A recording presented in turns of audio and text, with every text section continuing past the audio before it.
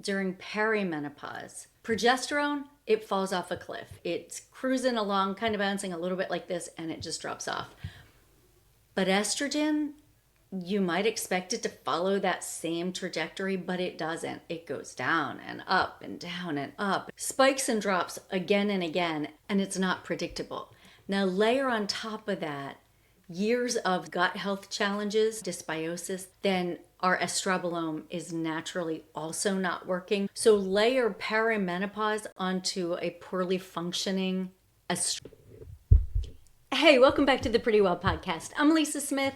Today we're talking about part 2 of a hormone conversation. Last week we were talking specifically about the role your gut plays in hormone imbalance and how you might be feeling all kinds of hormonal symptoms and attributing it to you either have not enough or too much of your sex hormones, but that actually it could be something very simple with your gut that once you're able to address it, it starts to make a huge difference. I gave you some very simple ways to get started on that.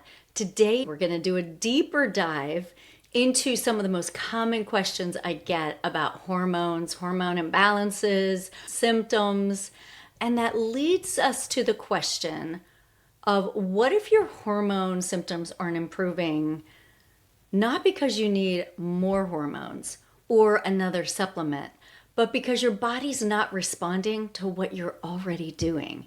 What if you're already doing the right steps, but your body just needs a little bit of an adjustment to be able to take what you're doing and use it fully so that you feel balanced and you feel good again? This is what I keep seeing. Women who are doing things right, eating well, getting activity, working on stress management, trying to reduce things like perfectionism and people pleasing, trying to improve their sleep, taking supplements, and maybe even hormone replacement, but they're still not feeling better. I've heard questions like, why am I on bioidentical hormone replacement and I'm not feeling anything at all? In fact, hormones aren't even registering on the testing my doctor's doing. Or, why does hormone replacement work for all my friends, but I feel horrible on it? And if you or someone you love is falling into either one of these two camps, then this is where we need to shift the conversation. Because this is no longer just about hormones. It's about your body's ability to process, recycle, and respond to what you're already doing. Once you're able to see these pieces fit into the puzzle, it explains so much.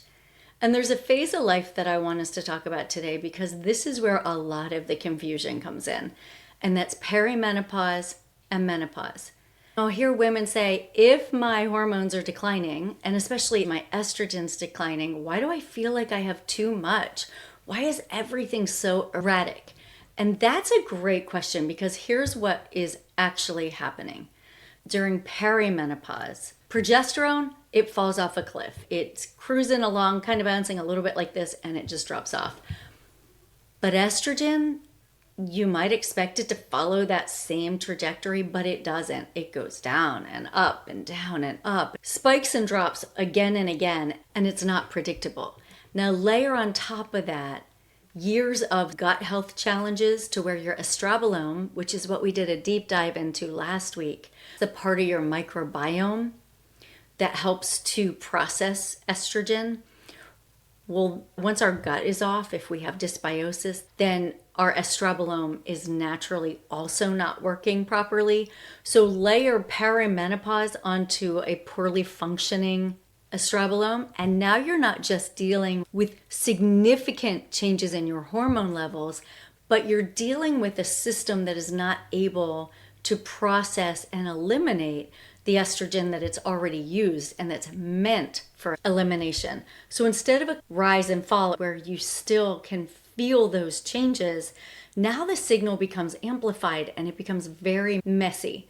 And this is where symptoms start to feel much more intense than they have in the past. And they become confusing because nothing seems to be predictable about your hormones at this stage of life. And this is where you might begin to notice not only unpredictable cycles, but also more breast tenderness, more pronounced mood swings, and even feeling puffy, inflamed, bloated for longer in the month than you used to, where before it may have been the week leading up to your period, and now it just seems to be more of the month than not. And it can be really confusing because you are being told that your estrogen is declining, but your symptoms definitely are not aligning with that. This is one of those things that's not as well known. Even though your sex hormones are declining, estrogen processing by your body still matters a lot, because this is how your body is processing and metabolizing what it has to work with. And it's trying to establish homeostasis. It's trying to establish some sort of balance. And if you've got your hormone levels bouncing around and then you've got your gut that's not able to properly process, metabolize, and eliminate what it is dealing with, you've got a lot of confusing signals going on, and you can definitely feel it. This is where it continues to get even more interesting, and that's when menopause starts to kick in. Because we tend to think in menopause, well, I'm just done producing estrogen. But that's not true. Your adrenal glands and your fat tissue still produces estrogen. Not nearly at the levels that your ovaries produce them, but it's still producing it. This is where your estrobolome gets really important, because it is still actively processing the estrogen you have, and it's influencing the amount of active estrogen you have circulating throughout your body that your cells can use. And this is where the levels of your estrogen impact things like sleep quality, mood stability, hot flashes, even bone health and brain health over time. Because estrogen isn't just about reproduction.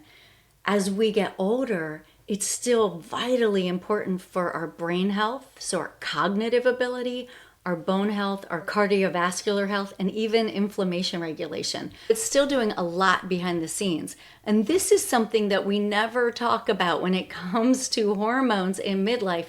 And that is, at the same time that your hormones are declining and kind of bouncing around, your gut diversity starts to get less diverse. So what I mean by that is your microbiome, your gut ecosystem. The more diverse that is in the types of strains of good bacteria, think of yogurt, sauerkraut, kimchi, and the probiotics you're taking, we want diversity in those. So we want your good army to be very diverse. As we get older, naturally, that diversity decreases. But that diversity is one of the most critical players in the health of your estrobolome, which is the part of your gut ecosystem that helps to regulate the amount of active circulating estrogen in your body. So what does that mean when we've got this gut that isn't functioning as well as it used to? It becomes a combination where you start to notice you're more sensitive to things, to disruptions. Your body's more sensitive than it used to be. And you may even be thinking, is this all in my head? Am I just getting more intolerant as I get into midlife? And it's not all in your head. It's physiological. So it's time to give yourself a break and realize something's going on under the hood that's affecting some of the symptoms you're feeling. But here's the part that a lot of practitioners don't connect, and that is, it's not that hard to begin to shift your microbiome, to begin to improve your estrobolome. And when you do, you start noticing things like, I feel more balanced. I feel less inflamed and less bloated. I don't feel like I could rip someone's face off when they say something that irritates me. And it's a subtle shift. It's more like a fine tune on your radio station, but it is noticeable. So if you are in this stage of life and you're starting to notice some of these shifts and changes, maybe it's you're not sleeping as well, maybe it's some of the other things I've just mentioned, you are not imagining it. But the great news is you're also not stuck. Your body is capable of regulating once it gets the right amount of support. And this is something I've been thinking a lot about. I keep seeing two patterns show up. On one hand, I've seen women who start on hormone replacement therapy and they feel worse. I mean, a lot worse. Their anxiety goes through the roof. They have heart palpitations. They have heartburn. They have bloating. Their sleep gets messed up. They may have headaches. They feel terrible. Where all their friends are like, hormone replacement has been life-changing for me. It's been a game changer. And here these poor women are like, what are you talking about? I feel like I'm in hell. This is terrible. And then on the other hand, I've known women who start on bioidentical hormone replacement, the same thing, and they feel nothing. So they switch the vehicle. They've tried the pill form, the transdermal, which is the cream form, patches, you name it. Just as an aside, I am not a fan of pellets. That's another conversation for a different episode. But I am a fan of all the other forms of bioidentical hormone replacement, and I've seen it be life-changing. There are women who it does nothing for, and it doesn't even register on their labs that they're doing anything different. And that is equally as frustrating as if you're the woman who feels terrible on BHRT, the woman who says, I've tried every single kind, they've upped my dose and upped it again, and I'm feeling nothing. I still have the hot flashes, vaginal atrophy, vaginal dryness, irritability, sleep problems. And if you're in either of those two camps, I am so sorry. That is incredibly frustrating. You go into BHRT with high hopes. You think finally something's going to address these symptoms that make me feel like I've lost myself along the way. I don't even know who I am anymore with all these symptoms. And you think, I know it has helped so many other people, it's going to help me. And when it doesn't, it's really beyond disappointing. But let's unpack some things that could be happening here, because conversations don't really tend to go beyond the surface level when it comes to hormone replacement. So let's start with the first pattern. I feel so much worse on hormone replacement. When someone feels anxious, wired, irritable, shaky, has palpitations, on estrogen, the first thought is the dose is too high. We got to lower the dose. And that's true sometimes, but sometimes it's not. Because estrogen, we think of as a sex hormone, but it's also a neuroactive hormone. Estrogen works with our neurotransmitters and it impacts them. So estrogen can influence things like serotonin, dopamine, and even how sensitive your nervous system feels. So if your system is already a little dysregulated and your estrobolome is off, estrogen can feel like turning the volume way up. Not because adding estrogen is a bad thing, but because your system isn't ready for it. It's based on how your body is actually processing that estrogen. And this is where that piece comes in, that estrobolome, that part of your gut microbiome that regulates estrogen. Because the estrobolome determines, once the estrogen is used, whether or not it gets eliminated. That's all related to an enzyme called beta-glucuronidase. And if that enzyme is elevated, you're recycling more estrogen than your body intends to keep. So you're not just adding on estrogen, but you're compounding estrogen, that part of it that your body meant to get rid of and has now reabsorbed and recycled.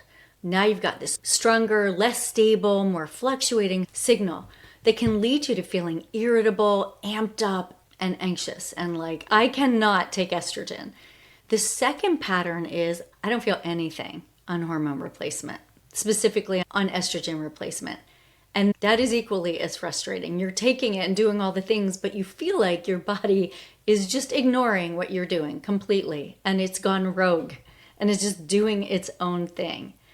A couple other factors are coming into play that's affecting those symptoms. In this case, it can often be that your estrogen receptor sensitivity has been altered. So your body's response to the estrogen is disrupted.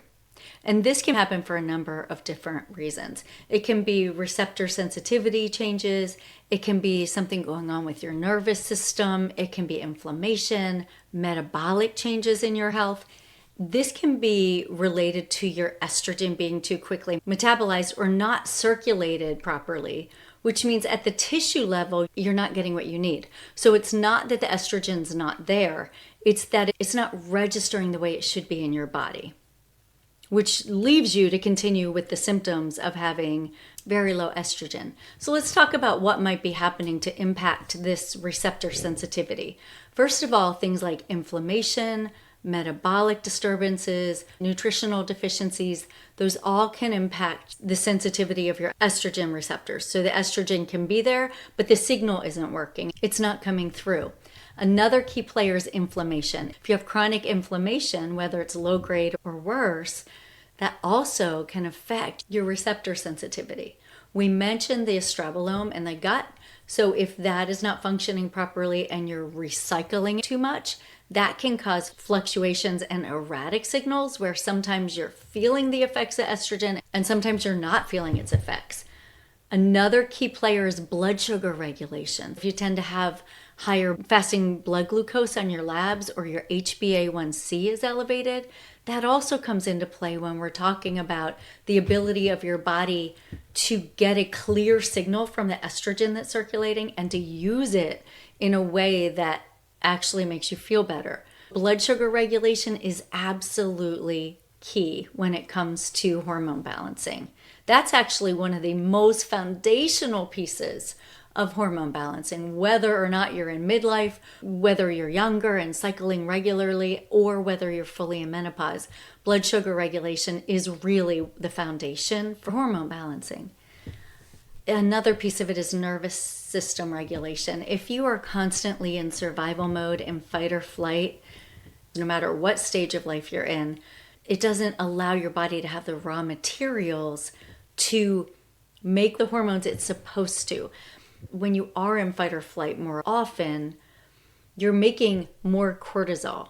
As you make more cortisol, that is using up the raw materials your body needs to make the hormones and to use them properly. There's a term for that called pregnenolone steal. And pregnenolone, think of that as one of the ingredients or the raw materials for making your estrogen and your progesterone and even your testosterone.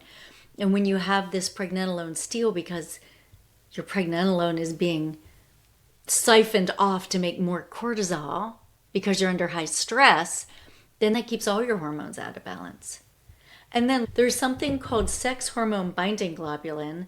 And if that's elevated, what that's doing is even if you're getting hormone replacement, it's binding those sex hormones and keeping them from circulating freely in your body and landing in the tissues that it needs to land in.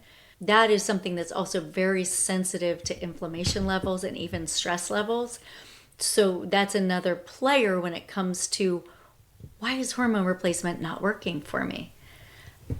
And lastly, something as simple as micronutrient deficiencies can have a huge impact. I'm talking huge. And not any specialty supplements that are hard to get or super expensive. I am talking very basic nutrients. B vitamins, a whole B complex, you want the methylated versions. Magnesium, glycinate's my favorite form, unless you're constipated. And then you want citrate. And zinc. Those are absolutely necessary for you to be able to make and use and stabilize your hormone levels. And they're easy enough to get. If you don't know where to begin, start with a brand such as Pure Encapsulations. They're the right forms. They don't have additives. They're hypoallergenic. Even if you did nothing else, but you made sure you're eating a clean diet, reduced your stress, and got enough sleep, because sleep and stress go hand in hand. Not enough sleep also produces too much cortisol. And you added B complex plus from Pure Encapsulations, magnesium glycinate at night from Pure Encapsulations, and a good form of zinc. I like zinc picolinate from Pure Encapsulations. I'll have all three of these linked in the show notes. If you did something as simple as that and then added a probiotic to help balance your estrobolome and to bring up the good guys who crowd out the bad guys, those few steps would be huge toward improving your hormone processing, reception, and balancing. And one last piece that we hear about, but we can kind of forget about, and that is reducing xenoestrogens in your environment. So that looks like microplastics, PFAS, PFAS, the forever chemicals, phthalates, BPA, parabens, all those toxins that have become household names. The more you reduce those in your environment, the less they compete for your estrogen receptor sites. So if you are someone who has tried bioidentical hormone replacement and it just isn't moving the needle at all for you, let me ask you something. Do you have a history of using a lot of air fresheners or scented candles or scented laundry detergent? or perfumes, colognes. All of those things are loaded with hormone disruptors. And we may think that sounds like it's the current narrative, but it's real. And those things affect our body. They affect the sensitivity of our receptors so that our receptors do not respond as well to the hormones we have circulating. In that case, you definitely want to make sure you clean up your household products. Get rid of all your candles unless they're beeswax and scented with essential oils.